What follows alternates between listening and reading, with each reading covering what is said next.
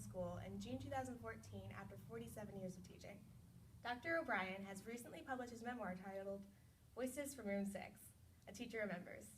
We've asked him here today to discuss his book and his career at NDVG. So, thank you for joining us, Dr. O'Brien. I'm happy to be here. Okay, so let's compare. How do students today contrast to students 47 years ago when you first started teaching? I would think that the pace today is very different for students. It seems to be very fast-paced, and there are so many distractions for students that have to do with technology, for one. Cell phone, constant use of the cell phone, Netflix, all those distractions that keep students from doing what I wanted students to do most of all in my life, and that was to read. When I first started teaching, reading was kind of the given. That was the one primary thing that students did in my class. I remember the second year I taught that the students did 12 major works during the year, and I think back to my last couple of years here, I think the best year was eight books done. And the books we did in the old days were very challenging too. That's Thomas Merton's The Seven-Story Mountain, Shakespeare, some of the classics, Scarlet Letter, of course. And today I still do, or did a few years ago, the classics, but it seems like I didn't do as much. And it was more of a battle to fight students to get them to read. So I would say that's one difference, and I think the pace of life where students are constantly being distracted and overwhelmed by what life offers, I guess, in the terms of temptations. Yeah, sure. All right. So if you hadn't become a teacher, what other field would you think you would have gone into? I was planning to become a psychologist, even though I didn't know a lot about it. But at the end of sophomore year in college, I did not do well on an experimental psych class. The professor, the chair of the department, expected at least a B, and I ended up getting a C in the course, and he said, "I'm sorry, you can't major in this." Walking across campus, I was totally depressed, and I met my English professor from romantic poetry. And he said, "O'Brien, what are you going to major in?" And I said, I don't know, I'm kind of lost right now. He said, "Well, you ought to think of English." He said, "Because you wrote a really good essay on your final." And I said, "Well, I'd given some thought to psychology." He said, "Do English." He said, "English, the writers are the great psychologists anyway, and you'll have the best of both worlds." And so when I lleft that professor, I walked with sort of a nimbleness, and I was excited, and that changed my life. So that, so in a way, they kind of tie together, because counseling and teaching are very similar in many ways. You're always working with the struggles of students. Yeah, for sure. Trying to get them to reach the heights, you know. Yeah. Yes, thank you. Good question. Yeah. All right, so what advice would you give any new teacher? Well, I think maybe my mother used to have this saying, "Patience is a virtue, have it if you can." I think that the virtue of patience may be one of the most necessary for new teachers, to try to be understanding, to try to be tolerant, to try to be patient with students who are bringing 1,000 problems with them constantly every day. And I think in a way that's where the psychology comes in. So I would say patience, to try to be as patient as you can. And number two, not be afraid to admit that you don't know the answer to something, and to be sort of almost sharing in the journey with the students and say, "Look, I'm not sure about that, but I'll check it out," or "Let's work on that together," or "Why don't we search that tonight?" And I think that's important. So I think patience, sort of understanding that students really know in their heart and soul that you don't know everything, and that even though you feel you must, it's important to realize that that's a good thing, just to say, "Listen, I'm not sure of that." And that's took me 3 years to kind of admit that to myself. Yeah. Because new teachers over-prepare, because they want to think they know, let the students think they know everything, and we don't. And it's good to acknowledge that, and they appreciate that. Yeah. So I think so those are a couple of the points there. Yeah. What else do you think that parents don't really realize about teachers? I don't know if they always realize that their job is multiplied by 20 or 30 for teachers. They deal with 1 or 2 children, all of the struggles of that child, and then that teacher stands in front of 25 or 30, all students with interest in academics, but they all bring many, many problems with them. And so for the teacher, it becomes a kind of a tremendous struggle to try to create an atmosphere where students can learn and, in a sense, rise above their own problems, which sometimes are very heavy and very oppressive. Yeah. So, what do you miss about teaching every day? I think I miss the interaction with students, for example, like with you. Yeah. It's a lot of fun to, I always thought of teaching in a way as to look for the glimmer in the eye, and that, in a sense, was a good indication of things were going well. The daily interaction with the student, the laughter, the serious thinking, the reflection on great literature and the ideas that come out of that. I don't miss the correcting of papers. Sunday nights used to be an ordeal. I never could enjoy Sunday nights because I always felt guilty. I hadn't corrected all the papers. And I said, I have to go in tomorrow, and I don't have it done. I'm going to have to tell them that. And so I miss the daily connection to students and people, but I don't miss some of the work, particularly the correcting of papers. Oh, yeah. So, yeah. So, kind of along the lines of that, what do you like best about your retirement now? Freedom to do so many things. For example, working on this book, Voices from Room 6, it's given me a lot of time to almost shape it in the way I wanted to shape it, and choose to. I'm not sort of forced into a rigorous pattern every single day, but when I had the time, I would sit down and work on it. Unlike some writers I know who sort of set a 6 to 10 schedule for their writing, but I sort of took time when I felt motivated, and then I have the freedom to meet Gibbons graduates or old friends at the Blue Ribbon. Yeah. The other day it was Slick's Bar downtown Schenectady. I'd never been in there in my life, but I had a nice chat with a Gibbons graduate and sold one of my books to her.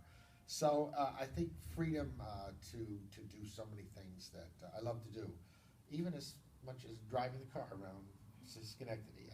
Like my father, I love to drive the car and just look at the world. That's great. Okay.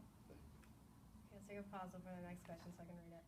Right. So for most of your career here at BG, you had the pleasure of working with Mr. Tom Maguire. And also, I've noticed that a significant portion of your book is dedicated to him. So is there any story with Mr. Maguire that didn't appear in the book? Didn't have room for it? Tom Maguire was an amazing guy. There are hundreds of stories. One that sticks in my mind a bit is a story from his own high school experience. Tom was a diminutive sort, as you remember. He told us once that this bully, this about 6'6" guy, kept picking on him constantly. He just finally said one day, I had absolutely had it. So he was walking through the hall, and this guy said something. He said, I leapt through the air, and I landed about on his shoulders, and he lost his balance. I ended up mostly sitting on his chest, pummeling him in the face with my fist, and he said, don't you ever make fun of me again. The principal came down the hallway, happened to love Tom Maguire, pulled him off, and Tom ended up getting actually a real break on the deal, and the bully never picked on him again. So I knew right then that Tom was a guy who feared no one, and that if you offended him or bullied him or picked on him, he would let you know what he thought. So that's a little story, but Tom was amazing. I tried to capture his spirit in the book, what Tom represented to a lot of people, and I guess most of all what he meant to me and my wife Deborah. He was a very good friend. Yeah, I think you did a good job of that. Thank you. So now that you've published a book, what are some of the best experiences that you've had? Well, it's been almost like that old Western show, Have Gun, Will Travel. I mean, Have Book, Will Travel. I've been out, I have the books in my car, and I go to diners and parking lots. I go to Stewart's and Price Choppers and bars, Slick's Bar and Johnny's downtown. And basically I bring some books along with me. And sometimes I plan to meet people. Other times Gibbons people show up and say, do you have a book? And at Price Chopper, for example, Ed Salvatore said, what are you doing here? And I said, I was delivering a couple of books. And he said, well, what kind of books? I said, well, I wrote a book. He said, you wrote a book? I said, yeah. I said, you have it? And I said, yeah. He said, can I buy a copy? So he bought a copy in the parking lot at Price Chopper. So it's been a lot of fun. I'm planning to have a signing here next Tuesday. I'm looking forward to meeting a number of Gibbons people, former Gibbons, and maybe even friends of Gibbons people. And now I'm sort of concerned about, do I do a second printing? I have about under 200 books left, and they seem to be going quickly. And I had sent some to Open Door, and they sold out, so I gave them some yesterday, so there are a few more there. Oh, wow. It's been exciting, and I may have to write another one after this. Oh, wow. So, Okay.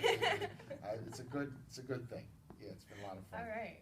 So now, you're talking about a second book now. Yes. How does that writing process work for you? How did you start? Well, for me, basically, the first book was really a reflection on all of the years. I had written a couple of articles that were in the English Record about my experiences. I thought I would start with those, and they're at the start of the book.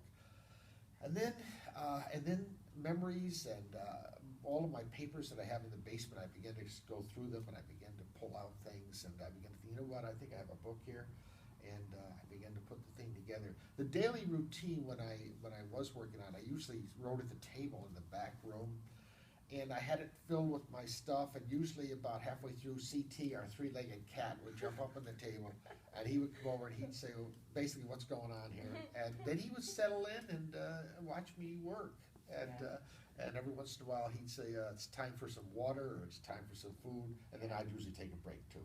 So the routine, usually a couple of hours, and my problem is wherever I work, I create kind of a chaos, papers and books and so forth all over. So it was a problem when we had friends coming over, because Debbie would say, you really have to clean the house. You created a disaster here. So it's been good. I'm ready to. I've got some stories in mind for maybe a second book down the road. Wow. So we'll work on that. Oh, great. Yeah. Okay. So, other questions? All right, I think we have one more. This All one's right, a fun one. all right. Okay, Sure. so you're on a desert island for 5 years, All right. and you can only take 3 books. What Okay. books would you take? Okay, so the first question I would ask is, why am I here, God? Why'd you put me here? So that means I'd have to have a Bible, because I'd want to read God's Word and see what I could figure out about Okay. my destiny. Good. Number 2, I'd want to be able to think and really reflect on life, and so no book does that better than Dostoevsky's The Brothers Karamazov, his last novel. And it's brilliant, it's deep, and it would carry me for 5 years. And the third thing is that I would want to laugh, and so no book brings more laughter to my mind than The Confederacy of Dunces by John Kennedy Toole. Hilarious novel about a 450-pound guy who lives with his mother and hates the modern world, and he's a medieval scholar, and he lives in New Orleans and has the best cast of comic characters, Shakespearean almost. And every time I read it, I roar with laughter. So I would be able to, it sounds like Jimmy Valvano, I'd be able to Bible, Why Am I Here, God, and What's Life All About with Dostoevsky, and then, God, laughter will save me in the end. And that's my story. All right, All right. thank you. And thank you for meeting with us Well, today. thank you. It was very... Okay, so thank you. And now that this book is published, where can we find it? Well, probably I'm the primary source, so if you can find me, you're going to find a book. There's going to be a signing here Tuesday night, and I'll bring a number of books with me next Tuesday night. Amazon.com has some books left, not a lot. Open Door now has some books. I dropped some off yesterday. And at this point in time, those are the 3 places. My car, my house, Amazon, we think for a bit, and then the Open Door. Down the road, I hope to expand it out to maybe the Book House and the Market Books in Troy. And Okay. I'll keep you posted. Okay, thank you. Thank you.